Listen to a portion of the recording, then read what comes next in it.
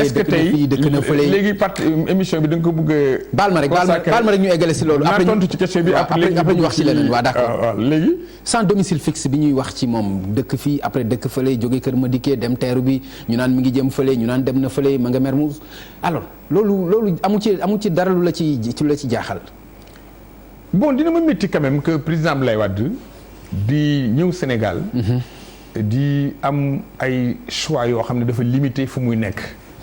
ba muy nekk hôtel loolu gëm naa ne Sénégal waroon na jomb lu mel noonu quand je dis Sénégal mooy réew mi. li ko indi ñu bëri war nañ ko xam ndax président Abdoulaye ku ne xam na ne am na kër point kër gi ñëpp xam nañ ne dañ ko doon defaraat. kër gi ñëpp xamoon nañ ne ay tolof ci affaire Karim Wade am na ci. su ñu demee ba muy war a bëgg ñëwaat Sénégal kër ga parewul wala kër ga peut-être jàppandiwul muy dem di dëkki hôtel dama gëm ne loolu Sénégal moo ci war a am luñ ko ci war a mën a yeddee. quand je dis Sénégal mooy réewu Sénégal. ndax nag gis nañ fa ay président yoo xam ne wala président boo xam ne moom président Abdoulaye ñoo yem statut mooy ancien président de la République te bu ñëwee ci réew mi du dëkk hôtel. askan wi ci boppam.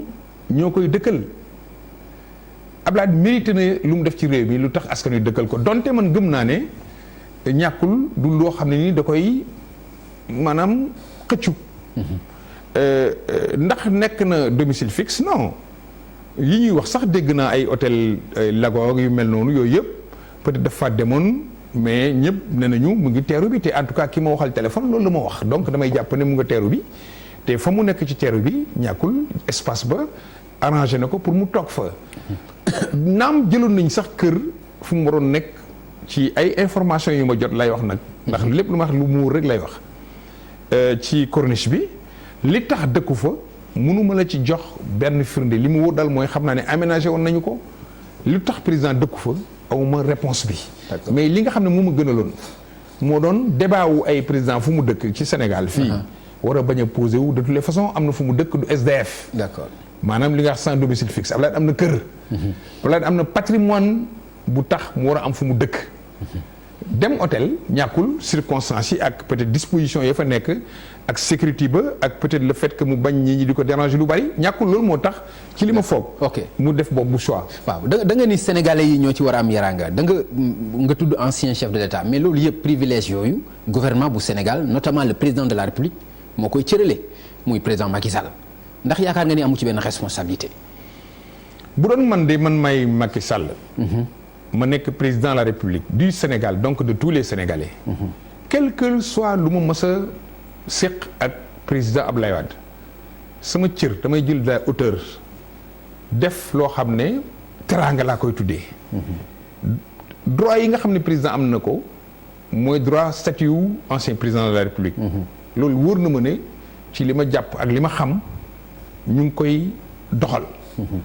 waaye dafa am loo xam ne am na ñoo xam ne du seen droit. dafa am loo xam ne dafay nekk lu ñuy wax pouvoir discrétionnaire u président de la République. tout à fait. dafa am loo xam ne teraanga mooy tax nit di ko def. bu doon man maa nekk place am waxuma rek ay fu ma koy dëkkal. mais bu président Abdoulaye Wade bëgg a ñëw ci réew mi sax war di dem di louer avion na day ñëw ci réew mi. ni may jëlee sama avion di ko jox sama soxna muy dem Makka. ni may jëlee sama avion di ci mën a def joueurs yi ñu dem football yi. ni may jëlee sama avion di ci mën a ko yónnee benn chef d'état ñu jëli ko ku mel ni Barrow. mun naa ko yónnee président Abdoulaye ne ko avion bi laa bëgg nga jël. soo ñëwee bu ma la mënta teeru ma yónnee la ki gën a élevé peut-être sama hiérarchie administrative maanaam sama premier ministre. ñu dalal la comme ni ñu dalalee ancien président. d'accord man gëmoon naa ne loolu aussi bu ko defoon du ko wàññi dara. d'accord mais est-ce que dina deful aussi est-ce que dina yomb ci koo xam ni ba muy ñëw dañuy damay ñëw pour élection du am damay ñëw pour ñu taal est-ce que dina yomb ci koo xam ni discours am loolu la. gis nga njiitu réew. waaw dimension dafa war a dépasser maanaam attitude bu keneen moom dafa war a am lu ñuy wax au plan éthique lu dépendrul ci keneen lu dépendrul ci lu ñu mettre en sur papier millimétré. nit ki na def li ko neex. yow nga def li la war. ok d'accord foofu rek lay tëjee. nga def li la war mu nekk lu rafet loolu c'est important ci moom sax la ñuy taxaw muy ki nga xam ne moom nga jàpp ni dafa war a def li ko war ndax li ko war bokk na ci mu supprimer poste premier ministre ndax jàpp nga ni li ko war cëram la am na sañ-sañu mu proposer ko ñu def ko. am na sañ-sañu am na cër ak sañ-sañu proposer ñu def ko. waaye poste premier ministre ci Sénégal dafa bokk ci suñu structure institutionnelle sénégalais yi ni ñu buggee ceebu jën ni ceebu jën bokkee ci seen lekk. tout à fait. noonu le premier ministre bokkee ci seen architecture institutionnelle. donte dindi nañ ko fi delloosi ko. dindiwaat ko delloowaat. dindi ko fi. delloosi ko. kon dafa mel ni askan wi ñoo ko nangu. moom bu demee ba yaakaar ne war na ko fay jëlee dafa waroon laaj askan wi ndax yéen lii ma nar a def neex na leen wala neexu leen. kon référendum nga gis ni mooy yoon bi. bi gën. li nga xam ne mooy li constant ci suñ constitution Sénégal référendum mooy la règle pour réviser la constitution. dem assemblée nationale loolu mooy exception loolu jaaxle ba jaaxle moo war a tax njiitum réew ne damay dem assemblée. député yi ñoom am nañu boobu yoon rek la ñu am mooy dem assemblée. pour modifier la constitution. permets-moi de terminer foofu. ok mais njiitu réew yoon li mu ko njëkk a wax mooy boo bëgg a modifier constitution bi da nga war dem référendum boo demee nag ba jàpp ne waroo def référendum soo ko yóbboo assemblée nationale fexeel ba nga am bii majorité waaye dafa am ci diggante bi loo xam ne sénégalais yi dañ ko jàppul ci loi bi ni ko Macky Sall ak nguuram tëggaatee en 2012 révision bi daf ne boo bëgg a modifier constitution bu fekkee bëggoo dem référendum soo ko yóbbu assemblée nationale war nga am 3/5 des suffrages exprimés loolu président Macky Sall moo ko def ci constitution bi.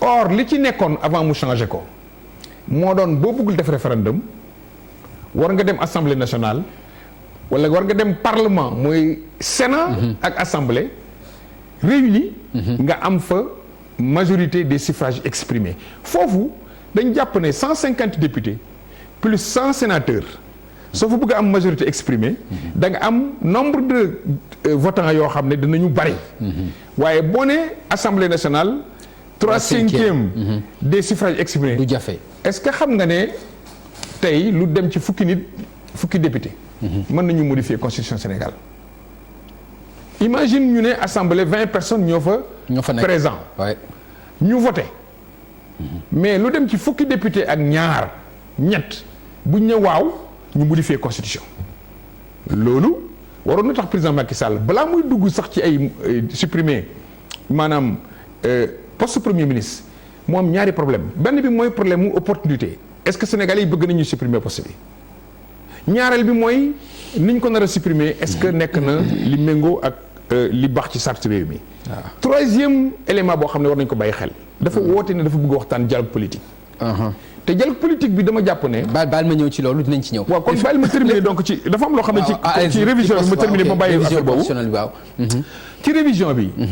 li tax mu compliqué ñu war ko bañ a def waruñ ko woon a xalaat poste premier ministre rôle am xam nga lan la. day nekk tampon entre le pouvoir exécutif.